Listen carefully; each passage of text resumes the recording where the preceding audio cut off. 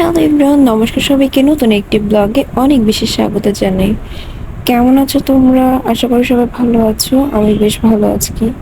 আজকে সকাল থেকে আমি ব্লগটা শুরু করছি। এখন বাজে সকাল 6টা। আমি একটু প্রণাম করে নিলাম, তারপরে একটু চোখটা বেঁধে নিচ্ছি। ওইদিকে দেখতে পাচ্ছি মামা উঠে গিয়েছে, ওকে ঘুম পাড়িয়ে দিয়েছে, আবার নাহলে তো কোনো কাজ করতে দিবে না।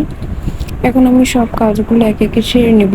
প্রথমে সব দরজা জানলাগুলো খুলে দিব, নাহলে ঘরের ভিতরে একটা গরম ভাব চলে আসে আর কি, খুব বাজে লাগে। আমি ঘরে সব দরজা জানলা খুলে দিলাম, তারপরে এখন ঘরগুলো আমি ঝেড়ে নেব। বারান্দা থেকে শুরু করেছি। যেহেতু মা এখন বাড়ি নেই, সেহেতু সব কাজগুলো আমাকে একা হাতে করতে হচ্ছে, বেশ অনেকটাই কষ্ট হয়ে যাচ্ছে। তারপরে এই তো আমি ঘর ঝাড়ু দিয়ে নিচ্ছি, তারপরে ঘরগুলো মুছবো, তারপরে আমি রান্নাঘর মুছবো। মানে একে একে একটা পর একটা কাজ রেডি থাকে আর কি, প্রতিদিন এই কাজগুলো না করলেই না। তারপরে এই তো আমার ঘরে চলে আসলাম, এই ঘরটা ঝাড়ু দিয়ে নিচ্ছি। তারপরে এই যে আমি মুছে নিচ্ছি ঘরগুলো। প্রথমে ঠাকুর ঘর থেকে মুছে স্টার্ট করেছি।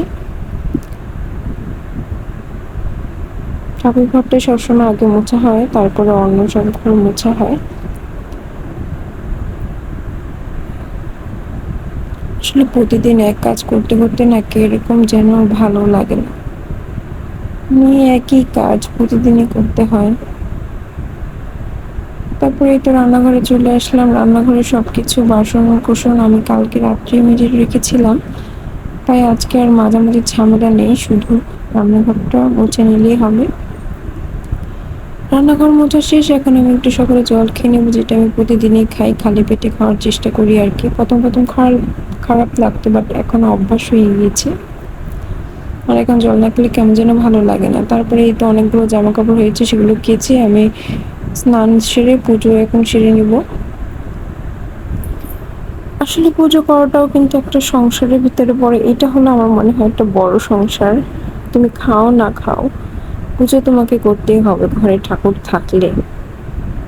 আমি যেহেতু পুজোটা করি না, মাই করে, আর আমি ওইদিকে সকালে রান্নাটা করে নিই। এখন আমি পুজোটা সেরে নিচ্ছি। বেশ অনেকটাই সময় লাগে পুজো করতে। ঠাকুরকে এই যে চন্দন পরানো, তারপর তুলসী পাতা দেওয়া, তারপর ফুল দিয়ে সাজানো, বেশ অনেকটাই সময় লাগে। এই ঠাকুরটা দেখতে পাচ্ছ, এটা আমার ঠাকুমার শাশুড়ির হাতের ঠাকুর আর কি, মানে উনি পুজো করতো, এখন মা করে, ভবিষ্যতে হয়তো আমি করব।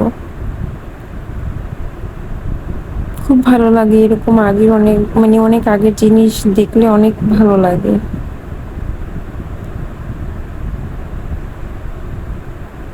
আসলে আমার শাশুড়ি মা সব জিনিসগুলো অনেক যত্ন করে রেখে দেয় আর কি, অনেকদিন থাকে, তার জন্য। এই তো আমার পুজো করা শেষ, তারপর আমি একটু মালা জপ করতে বসেছি। আমি এখন প্রতিদিনই মালা জপ করি, মালা জপ করে দেন রান্না বসাই।